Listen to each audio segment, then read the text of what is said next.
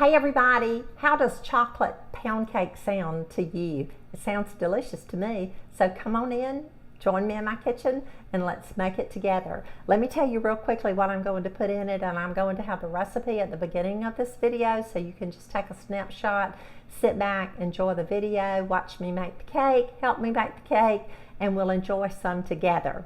So first of all, I'm using butter, 2 sticks of butter, solid shortening, half a cup, 3 cups of sugar, 5 eggs.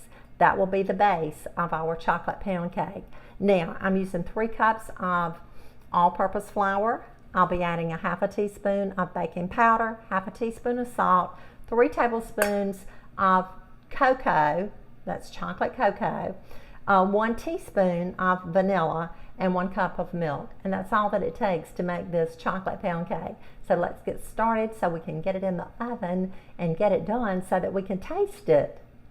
I have preheated our oven to 325 degrees, and the first thing that we're going to do is we're going to combine our butter and our solid shortening, and we're going to cream that. So I'm just placing it in my stand mixer, and I'm using the paddle to cream the butter and the shortening, and in a minute we'll add the sugar. So I'm just starting this to cream. We'll mix it for just a minute before we start adding the sugar.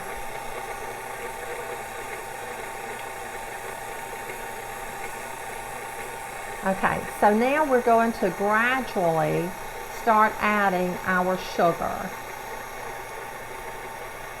And I like to mix mine or cream mine for about 8 to 10 minutes. So when I get the sugar added, I will stop my video and I'll go ahead and cream it, and then I'll come back and we'll add our other ingredients. But I like to cream it until it's really creamy and it changes texture, and the color will also change as well. Okay, I have beaten our butter, 2 sticks of butter, half a cup of shortening, and 3 cups of sugar for 8 minutes. And look how creamy it is. I wanted you to see this. I'm going to rake it down on the sides. And then we'll start adding our other ingredients. But the first step is probably the most important step. You want to really cream that butter and that sugar. So now we're going to begin adding our eggs. And we're adding 5 eggs. We'll add them one at a time.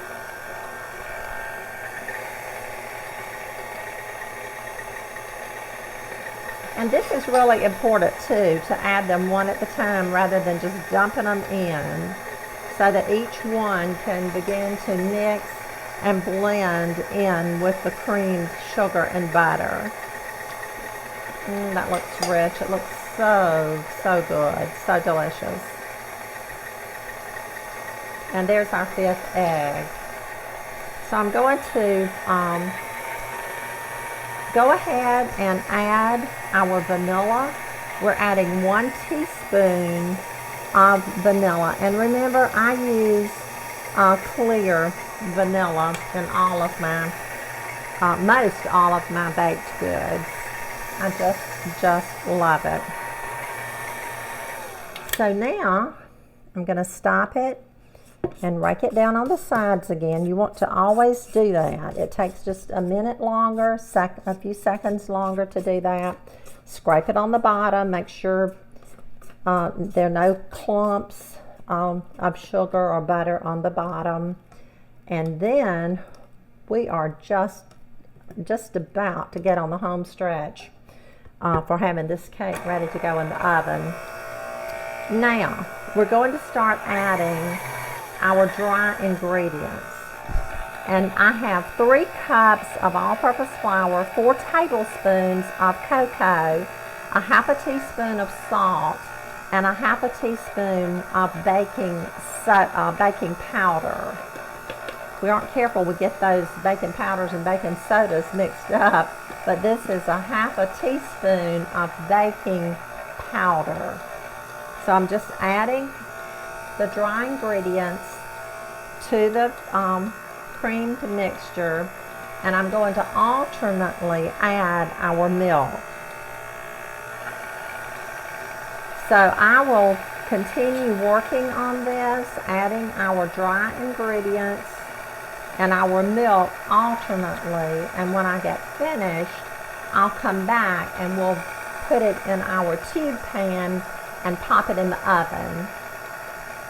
Okay, we're all done mixing our cake mixture. Look at that.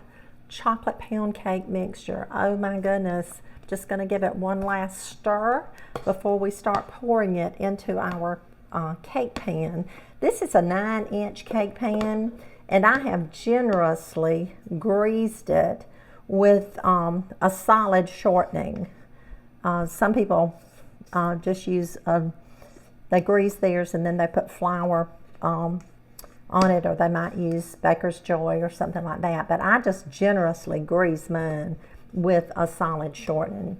So we're just putting our batter into our pan, and you want to use a pan at least this large so that it doesn't run out and mess up your oven and you have smoke and cake and everything else, and it's just a mess.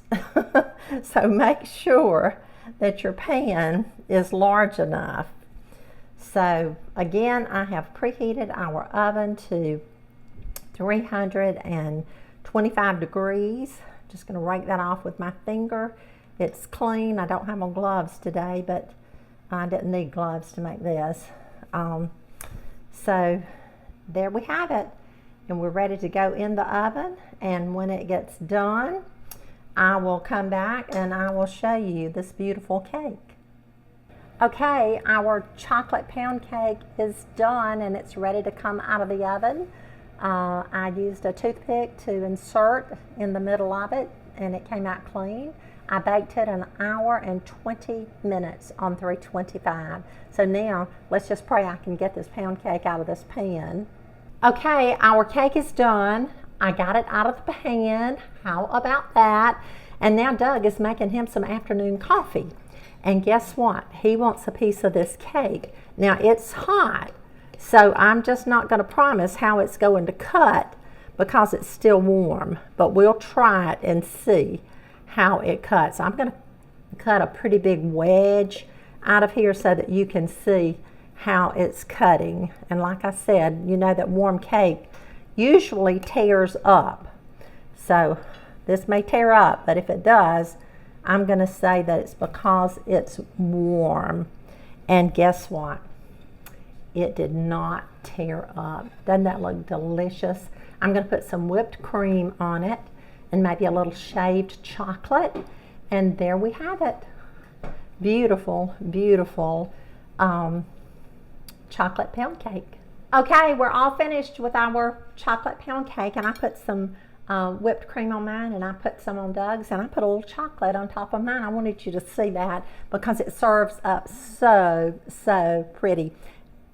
Doug said it was delicious. So if he says it's delicious, he's a cake man. He's the expert when it comes to tasting cake. So I'm going to taste it too.